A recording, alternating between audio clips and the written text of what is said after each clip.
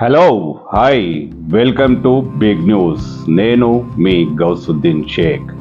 ఉన్నదే రాస్తా, చూసిందే చెప్తా. గులాబీ పార్టీ శాసనసభ్యులకు తమ సర్వాధినేత కేసీఆర్ పై సంపూర్ణంగా నమ్మకం పోయింది.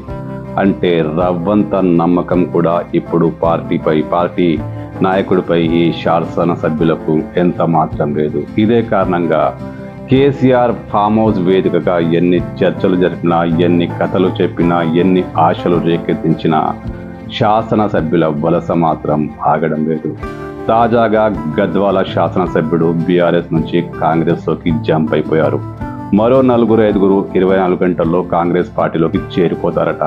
కేసీఆర్ ఎన్ని ప్రయత్నాలు చేశారు, ఫామ్ హౌస్లో సమావేశాలు ఏర్పాటు చేసి శాసనసభ్యులకు ఎన్ని కథలు చెప్పారు, ఎన్ని ఆశలు రేకెత్తించారు.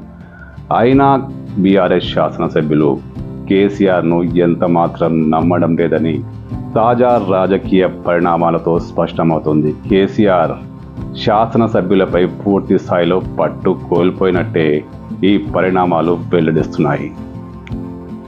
ఫామ్ హౌస్ వేదికగా కేసీఆర్ ఎన్ని స్టోరీలు చెప్పారు.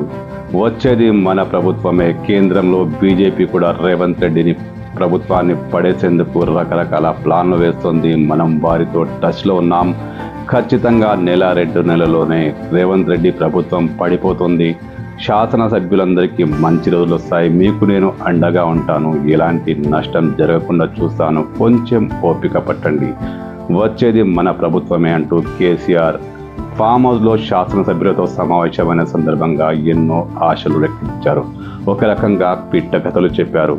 కేసీఆర్ ఎంత చెప్పినా, ఎంత వారించినా, ఎంతగా సముదాయించిన శాసనసభ్యుల్లో రవ్వంత కూడా నమ్మకం కలగనట్టుంది. కేసీఆర్తో సమావేశమైన శాసనసభ్యుల్లో అత్యధికులు ఇప్పుడు కాంగ్రెస్లో చేరేందుకు రంగం సిద్ధం చేసుకుంటున్నారు. అంటే కేసీఆర్పై ఎంత మాత్రం నమ్మకం లేని శాసనసభ్యుల సంఖ్య ఇప్పుడు గులాబీ పార్టీలో చాలా ఎక్కువే ఉన్నట్టుంది. అంటే ఇప్పటిదాకా వస్తున్న సమాచారం ప్రకారం, జరుగుతున్న రాజకీయ పరిణామాల ప్రకారం కేసీఆర్ శాసనసభ్యులను ఆపడంలో పూర్తి స్థాయిలో ఫెయిల్ అయ్యారు. వారిలో నమ్మకం కలిగించడంలో కేసీఆర్ పూర్తిగా ఫెయిల్ అయ్యారు. కేటీఆర్, హరీష్ రావులు చేసిన ప్రయత్నాలు కూడా బీఆర్ఎస్ శాసనసభ్యుల్లో ఏమాత్రం నమ్మకాన్ని కలిగించలేకపోతున్నాయి. ఇదే కారణంగా ఒక్కొక్కరు కాంగ్రెస్ పార్టీలోకి జారిపోతున్నారు. కేసీఆర్ ఇప్పుడు ఏమీ చేయలేని పరిస్థితి. చివరి స్థాయిలో అంటే లాస్ట్ స్టేజ్లో ఆయన అన్ని ప్రయత్నాలు చేశారు. గులాబీ శాసనసభ్యులకు ఫామ్ హౌస్లో లంచ్ పెట్టి మరీ ఎన్నో చెప్పారు.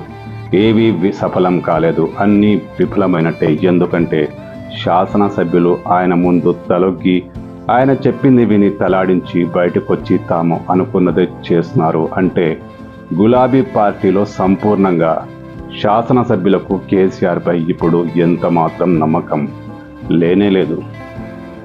నిస్సందేహంగా ఇది రేవంత్ రెడ్డి వ్యూహమే. కేసీఆర్ను ఊపిరి కూడా సల్పనీయకుండా రేవంత్ రెడ్డి ఎత్తులు వేస్తున్నారు. కేసీఆర్ శాసనసభ్యులను ఆపేందుకు ఎన్ని ప్రయత్నాలు చేసినా రేవంత్ రెడ్డి వేగులు అందరితో టచ్లో ఉన్నారు, అందరితో మాట్లాడుతున్నారు.